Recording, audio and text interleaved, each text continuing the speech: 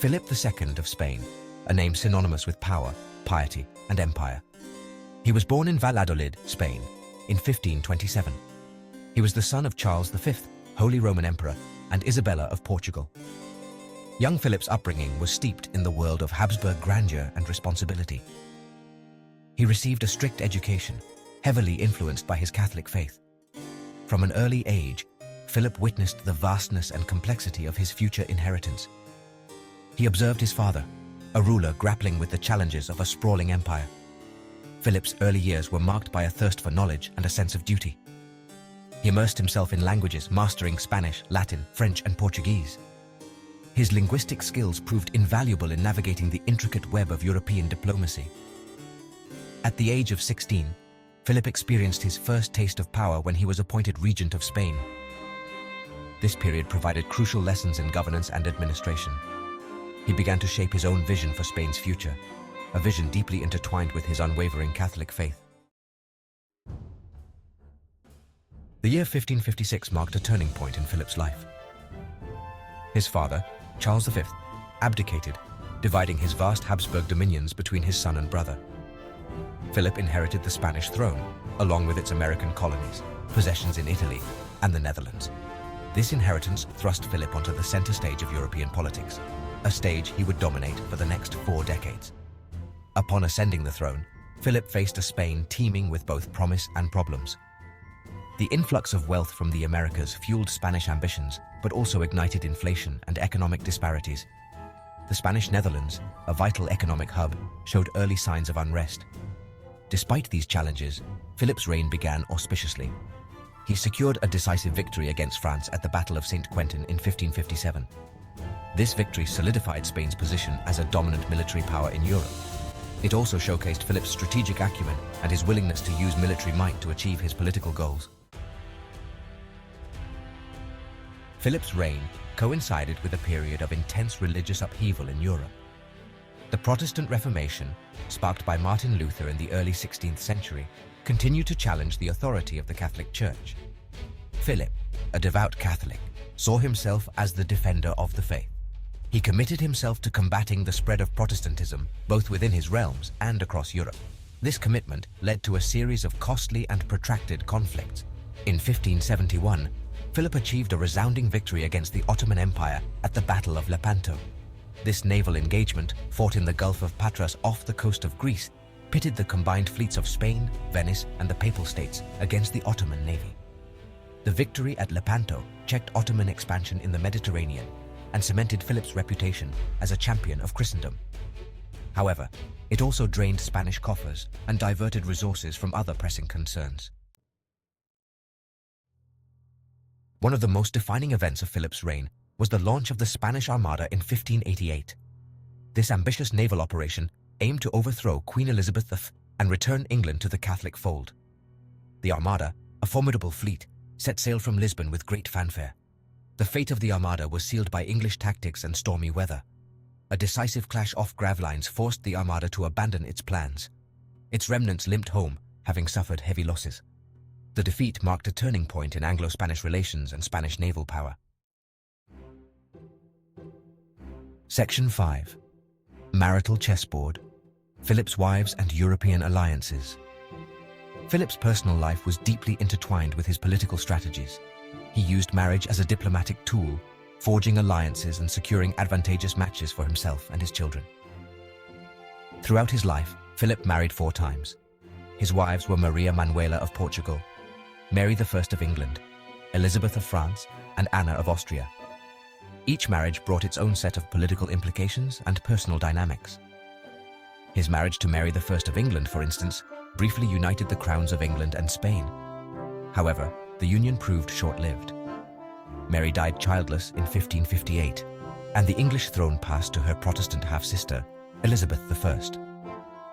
This succession ignited the rivalry between Philip and Elizabeth, a rivalry that would shape European politics for decades. Philip's other marriages, while less dramatic, also played a role in maintaining Spain's complex web of alliances and rivalries. Section 6. The Escorial, a king's testament to faith and power. Beyond the battlefield and the council chamber, Philip left an indelible mark on Spain's cultural landscape. He was a patron of the arts and architecture, and his reign saw the construction of some of Spain's most iconic landmarks. Among these, the El Escorial stands as a testament to Philip's ambition and piety. This vast complex, located near Madrid, serves as a royal palace, monastery, and mausoleum. Philip envisioned El Escorial as a symbol of Spain's power and his own unwavering Catholic faith.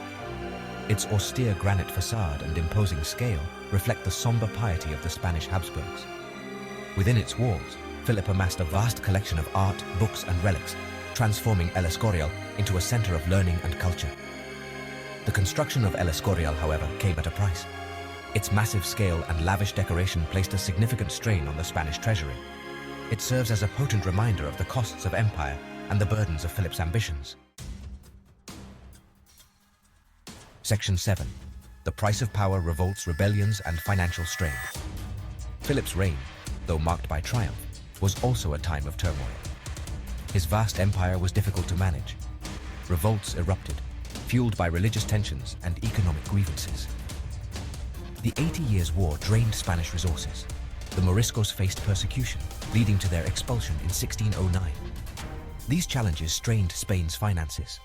Philip's reign saw several bankruptcies, foreshadowing Spain's economic decline.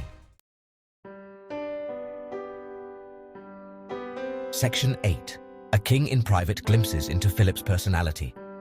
Behind the facade of power and piety, Philip II remains an enigmatic figure. He was a private man, reserved and intensely devout. He shunned the lavish courtly life favored by other European monarchs, preferring the solitude of his study or the company of his advisors. Philip was a tireless worker, known for his meticulous attention to detail and his relentless pursuit of his goals.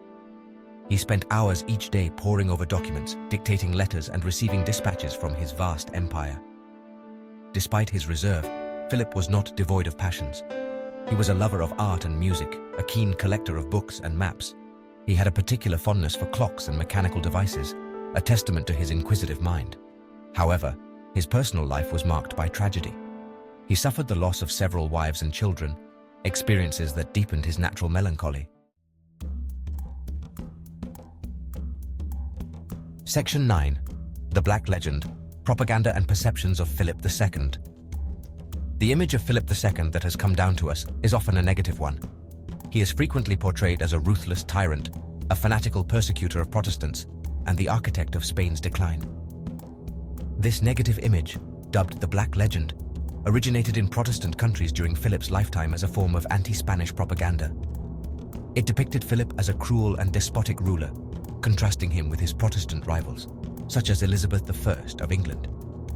The Black Legend, while containing elements of truth, often distorts the complexities of Philip's reign. It ignores his genuine piety, his intellectual curiosity, and his dedication to what he perceived as the best interests of his subjects. It also overlooks the significant cultural and intellectual achievements of Spain during his reign, a period that witnessed the flourishing of Spanish literature, art, and exploration. Section 10. The Sun Never Sets, Philip's Legacy in Spain and the World. Philip II died in 1598 at El Escorial, the Grand Palace monastery that served as a symbol of his reign. He left behind a mixed legacy. On the one hand, he had expanded the Spanish Empire to its greatest territorial extent. He had defended Catholicism against the Ottoman Turks and Protestant challengers. He had overseen a golden age of Spanish culture and art. Yet, he had also laid the groundwork for Spain's eventual decline. His constant wars and lavish expenditures had drained the Spanish treasury. His religious policies had fueled revolts and unrest, and his authoritarian rule had stifled dissent and innovation. Despite these contradictions, Philip II remains a pivotal figure in European history. He was both a product of his time, shaped by the religious and political currents of the 16th century, and a shaper of his time, leaving an indelible mark on the political landscape of Europe and the world. Philip II, a ruler forged in his time. Philip II's reign was a time of great change and upheaval. It was a period of religious wars and imperial expansion. Philip, a complex figure, stood at the center of this tumultuous world. He was a man of deep faith and unwavering conviction. He was also a ruler capable of ruthlessness. His legacy is a tapestry woven from triumph and tragedy. He left behind a transformed Spain, at its zenith but on the precipice of decline. Philip II remains a figure of enduring fascination,